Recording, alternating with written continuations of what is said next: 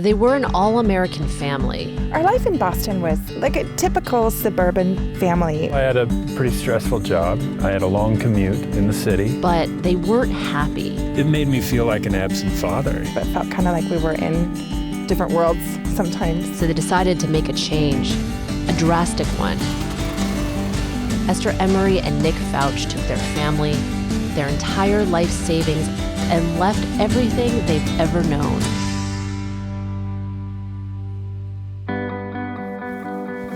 Hi, Esther.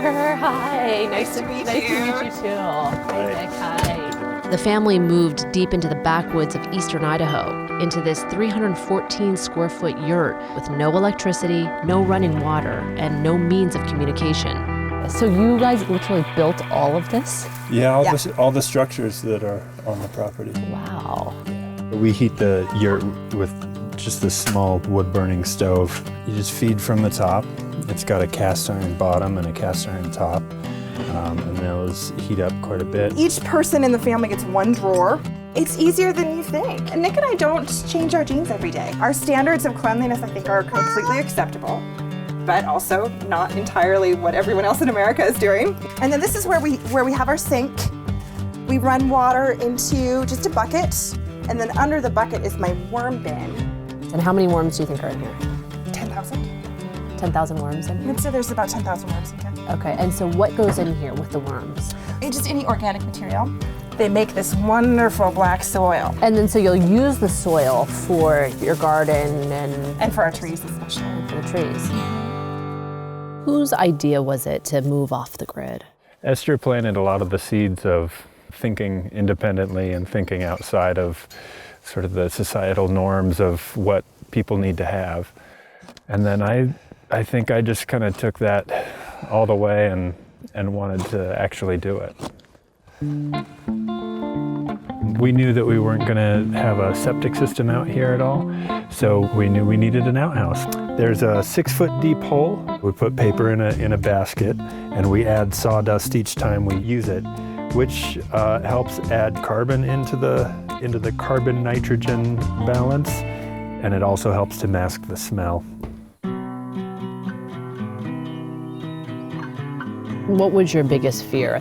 I couldn't have necessarily articulated it. I didn't really think there would be a bear coming. I didn't think that we'd be eaten by cougars. You know, I think I was the most afraid of the unknown.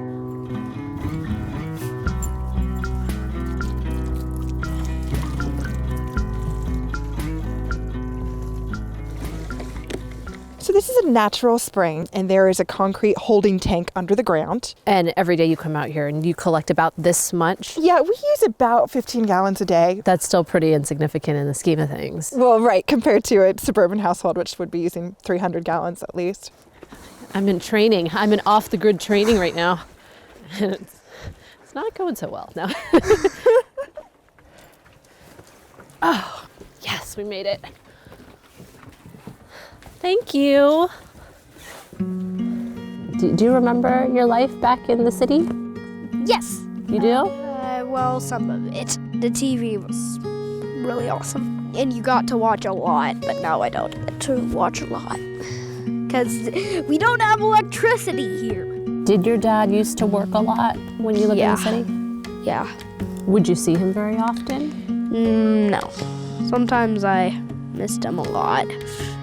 But now I get to spend more time with him. Did you ever think that you would be living a life without electricity, without, hot water? No, to tell the truth, it wasn't until I got out here and realized that I could survive and have so much happiness and so much satisfaction that I realized this is the long-term plan. But after just a few months, when winter started setting in, the family's dream of a life closer to nature started to unravel. What I felt was a sense of being trapped. I want you to calm down. Find something else to do. When the bear came, my husband was out of town, and I have no communication, so I couldn't call someone. Going Off Grid is a part of Seeker Stories. To see all the stories we post here, be sure to subscribe. Thanks for watching.